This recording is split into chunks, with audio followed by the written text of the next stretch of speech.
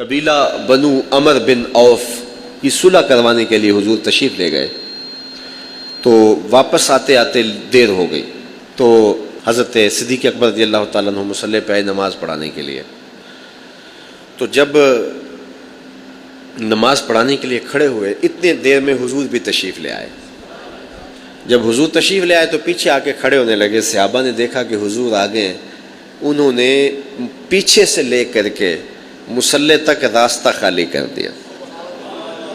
آج تو لوگ خیال سے نماز توڑتے ہیں نا، کیسی بدبخت بولیاں بولی گئیں، وہ کاغذ پھٹ جائیں، جل جائیں، جہاں یہ لکھا ہے کہ گدھے گھوڑے اور بیل کے خیال سے نماز نہیں ٹوٹتی، نبی کے خیال سے نماز ٹوٹتی ہے۔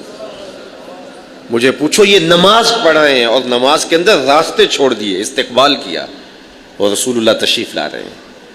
حضرت ابوبکر صدیق نماز پڑھتے تھے، لا یلتفت یمینا ولا یسارا، دائیں بائیں نہیں دیکھتے تھے، تو وہ اپنے دھیان میں نماز پڑھا رہے تھے اور حضور آ کے پیچھے کھڑے ہو گئے، اور صحابہ سمجھتے تھے کہ صدیق اکبر انہماک میں ہے، تو انہوں نے اپنے ہاتھوں کی پشتوں پہ دوسرے ہاتھ مارنے شروع کر دیے۔ جب یوں ماجرا ہوا تو حضرت صدیق اکبر سمجھ گئے کہ کوئی غیر معمولی واقعہ ہو گیا، تو آپ نے جو ہے وہ گوشہ چشم سے پیچھے دیکھا تو حضور کھڑے تھے۔ تو حضرت صدیق اکبر نے مصلی سے پیچھے سرکنا شروع کیا، تو حضور نے اشارے سے کہا کہ تم کھڑے رہو، پڑھاؤ نماز۔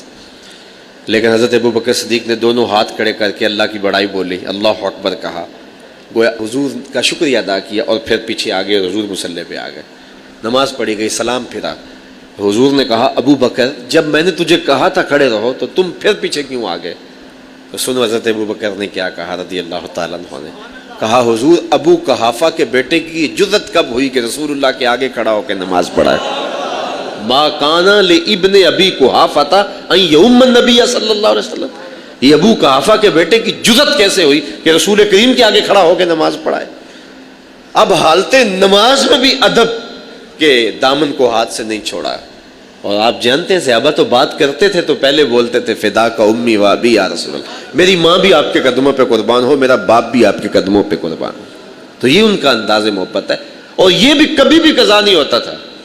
جانتے ہیں آپ جب غار ثور میں حضور علیہ السلام اور سیدنا صدیق اکبر پہنچے تو حضرت ابو بکر نے رضی اللہ تعالیٰ عنہ نے کہا کہ آپ حضور باہر ٹھہرے، میں دیکھوں کہ اندر کوئی موذی شے تو نہیں ہے، اور گئے تو دیکھا سوراخ تھے، اپنا امامہ پھاڑ کے جگہ جگہ اڑس دیا، ایک یا دو سوراخ بچ گئے تو وہاں اپنی ایڑیاں ڈال دی، اور پھر کہا جان عالم اندر تشریف لائیے۔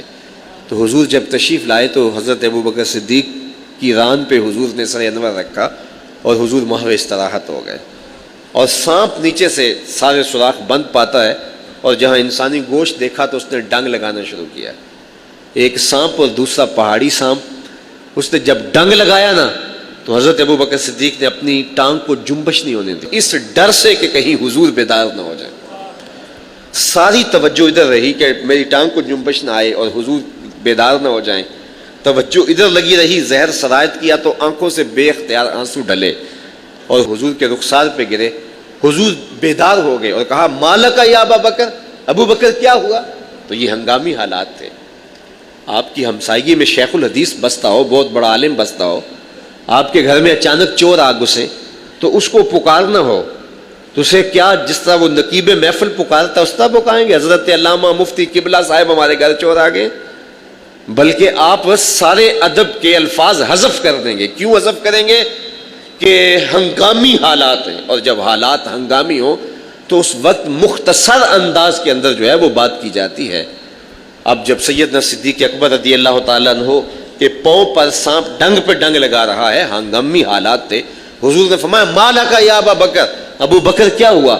تو فوراً کہتے لو دیکھ تو سانپ نے ڈس لیا، سانپ نے ڈس لیا۔ لیکن زمانے نے ایسی محبت کہیں نہیں دیکھی ہوگی جو حضور کے غلاموں نے کی ہے۔ تو اس مشکل وقت بھی ادب کا طریقہ نہیں چھوڑا، وہ اسلوب محبت نہیں چھوڑا۔ عرض کی، فدا کا امی و ابی یا رسول اللہ لو دیکھ تو، حضور میری ماں بھی آپ کے قدموں پہ قربان ہو، میرا باپ بھی آپ کے قدموں پہ نچھاور ہو، مجھے سانپ نے ڈس لیا ہے۔ تو ان حالات کے اندر بھی تقاضۂ ادب نہیں چھوڑا۔ تو یہ ان کا ادب تھا، ان کا انداز محبت تھا حضور علیہ السلام کے ساتھ۔ تو حضور علیہ السلام کے حوالے سے ہمارا شیوہ ادب وہی ہونا چاہیے جو اصحاب رسول کا شیوہ ادب